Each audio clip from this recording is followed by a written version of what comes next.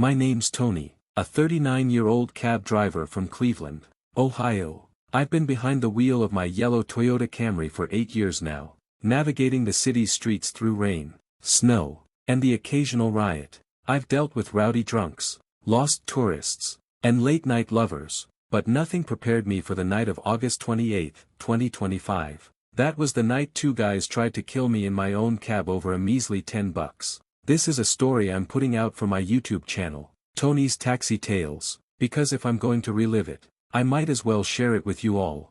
It started around 2:15 a.m. The air was thick with humidity, the kind that sticks to your skin, and the streets were mostly empty after a long Friday night. I was parked near the Flats, a nightlife hub by the Cuyahoga River, waiting for a fare. My phone buzzed with a pickup request, 2 passengers, heading to a sketchy part of East Cleveland. The payout wasn't great, but I figured I'd take it to keep the night moving. I pulled up to the address, a dimly lit corner outside a shuttered bar, and 2 figures emerged from the shadows. They were young, maybe early 20s, both wearing hoodies that hid their faces until they got closer. One was tall and lanky, with a patchy beard, the other shorter and stockier, with a nervous twitch in his jaw. They slid into the back seat, the taller one on the left, the shorter one on the right. The smell of cheap beer and sweat hit me immediately. "Where to?" I asked, keeping my voice casual as I glanced in the rearview mirror. "Take us to East 130th and Kinsman," the tall one said, his voice rough. "And don't mess around." I nodded, inputting the address into my GPS. It was a solid 20-minute drive, through some rough neighborhoods, but I'd been there before. I turned up the radio, some late-night R&B, to fill the silence and started driving. For the first few minutes, they were quiet, muttering to each other in low tones I couldn't catch. I figured they were just drunk buddies heading home, maybe arguing over who owed who money. I kept my eyes on the road, the wet streets reflecting the streetlights. Then the shorter one leaned forward. "Hey, man, how much you charge for this?" "Meters at $12 so far," I said, glancing at the display. "Should be around $15 to $20 by the time we get there, depending on traffic." He exchanged a look with the tall one, and my gut tightened. Something felt off. The tall guy pulled out a crumpled $10 bill and waved it in the air. "This all we got, you cool with that?" I shook my head. "Sorry, guys, I need the full fare, or you can add it to the app. I don't do discounts." The car went silent for a beat, then the shorter one laughed. A harsh, grating sound. "You hear that, bro? This dude thinks he's too good for $10. The tall one leaned forward now, his hoodie slipping back to reveal cold, hard eyes. "Listen, man, you're gonna take the 10, or we're gonna have a problem." My heart kicked up a notch. I've had passengers try to haggle before, but this felt different, threatening. "Look," I said, keeping my tone steady, "I'm just trying to make a living, pay the fare, and we're good." That's when it escalated. The shorter one reached into his pocket and pulled out a switchblade, the blade snapping open with a click that echoed in the confined space. "How about you take the 10 and forget the rest, or we forget you," he snarled. I froze, my hands gripping the wheel. The tall one grabbed my shoulder from behind, his fingers digging in. "Pull over, now," he ordered. My mind raced. We were on a deserted stretch of Euclid Avenue, no other cars in sight. I knew stopping could be a death sentence, but with a knife at my back, I didn't have much choice. I eased the car to the curb, my pulse hammering. "Get out," the tall one said, yanking at my collar. I opened the door, stepping onto the wet pavement, my legs shaky. They followed, the shorter one waving the blade, the tall one holding the $10 bill like it was a trophy. "Empty your pockets," the short one demanded. "We want everything."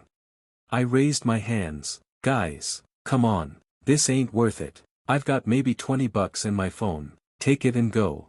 But they weren't listening. The tall one stepped closer, his breath reeking of beer. "You think you're smart, huh? We don't just want your cash. You're a witness now." He nodded to the shorter one, who grinned and lunged at me with the knife. Instinct kicked in. I sidestepped, the blade slicing through my jacket sleeve but missing flesh. I swung my elbow back, catching the tall one in the chest, and he stumbled. The shorter one came at me again, but I grabbed his wrist, twisting until the knife clattered to the ground. Adrenaline surged as I kicked it away, the metal skittering across the pavement. "Run, you idiot," the tall one yelled, recovering and charging at me. I ducked, but he tackled me, and we hit the ground hard. The shorter one scrambled for the knife, his fingers closing around it just as headlights flashed in the distance. A police cruiser rounded the corner, its siren blaring. The two froze, then bolted, disappearing into an alley as the cops screeched to a stop. I lay there, panting, my jacket torn, a bruise forming on my side. The officers jumped out, guns drawn, and I raised my hands. "They tried to rob me," I gasped. Two guys, hoodies, went that way. One cop gave chase while the other helped me up, radioing for backup. They took my statement, searched the area, but the guys were gone. The knife was bagged as evidence, and I showed them the $10 bill the tall one had dropped in the scuffle. The cop, a grizzled veteran named Officer Daniels, shook his head. "You're lucky, man. These punks are getting bolder. You got a dash cam?" I nodded, pointing to the small camera mounted on my windshield. "Got the whole thing. Faces aren't clear, but it's something." They took the footage, promising to investigate, but I knew the odds of catching them were slim. I was just glad to be alive. Back in the cab, I sat for a long time, the engine off, the silence deafening. My hands trembled as I replayed it, how close I'd come to being another statistic. $10. That's what they'd risk their lives and mine for. I thought about my wife, Sarah, and my two kids sleeping at home, oblivious to the danger I'd faced. I almost didn't call her, but I needed to hear her voice. She freaked out, of course, begging me to quit, but I told her I'd be fine. I had to keep going, for them. The next day, I posted about it on my YouTube channel, setting up the dash cam footage to share, with the cops okay. Of course, the views started rolling in, comments flooding with "You're a hero," and "That's insane." Some viewers speculated the guys were desperate, maybe addicts, while others warned me to carry protection. I don't know their story, and I don't care to. All I know is I dodged a bullet, literally. I've been driving again since, but I'm more cautious now. I lock the doors until passengers are seated, keep a can of pepper spray under the seat, legally, of course, and stick to busier routes when possible. That night changed me. It's not just about the fare anymore, it's about survival. And as I edit this video, sitting in my garage with a cold beer, I realize I've got a hell of a tale to tell, so hit that subscribe button, folks, because Tony's Taxi Tales just got a lot more real. Drop your thoughts below. What would you have done?